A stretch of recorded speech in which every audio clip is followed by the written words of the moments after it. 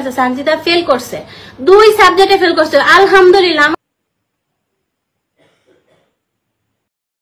O mother of Bangladesh, তোমার fail করছে, কোনো ভালো কাজ করে তুমি সাপোর্ট করবা? ভাই নর্মালি যদি আমরা ফেল করতাম, আমার আব্বু আমাকে ঝাড়ু দিয়ে পিটাতো যদি কামাই করি আর না করি।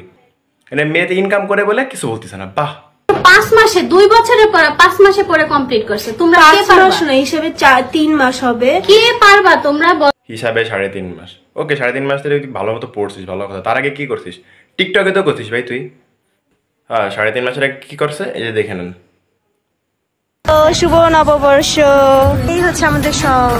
এটা সত্যি কথা, নিজের মুখে বলতেছি, প্রাউডলি বলবো যে আমি 2 সাবজেক্টে ফেল করছি। সেটা আমি বলতে চাই বাংলাদেশের প্রত্যেকটা মেয়ের মাইন্ডসেট সানজিদার মতো হওয়া উচিত। সানজিদার মতো মাইন্ডসেট হলে বাংলাদেশে সুইসাইড জিনিসটা কি সেটা ভুলে যেত লোকজন, বিশেষ করে মেয়েরা। আমার মেয়ে মাত্র 2 সাবজেক্টে, যেটা কিনা আমি এট দ্যাট মোমেন্ট সানজিদা বাংলাদেশের বড় একটা সেলিব্রিটি। ও যদি ফেল করে তো নর্মালি তোকে ট্রোল করা হবে। আর তুই ভাই অন্যান্য মেয়েরা গলায় ফাঁসি নিয়ে ঝোলে, আর এ তো অনলাইনে এসে বলতেছে আমি ফেল করছি। কি গর্বের কথা। বাহ ভাই, 2 দিন আগে এটাও জানতাম না যে সানজিদা আমাদের ব্যাচের।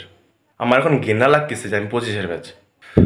নর্মালি যদি কেউ ফেল করে তাহলে তার লাইফ হিস্ট্রি এমন হয়, ভাই অনেক কষ্টে পড়ালেখা করছি রে ভাই, অনেক কষ্টে পড়ালেখা করছি ভাই। আলহামদুলিল্লাহ তুই কথাটা বলিস নি। একবার আমি ভাবছিলাম কি যে তুইও বলবি যে অনেক কষ্টে পড়ালেখা করতেছি, টাকা পয়সার সংকট, পড়তে পারি না ঠিক মতো, কুফো জ্বালায় পড়তে হয় আমার। ভাবছিলাম তুই এটাই বলবি, বলিস নাই। অনেক ভালো করছিস, অনেক ভালো করছিস ভাই তুই।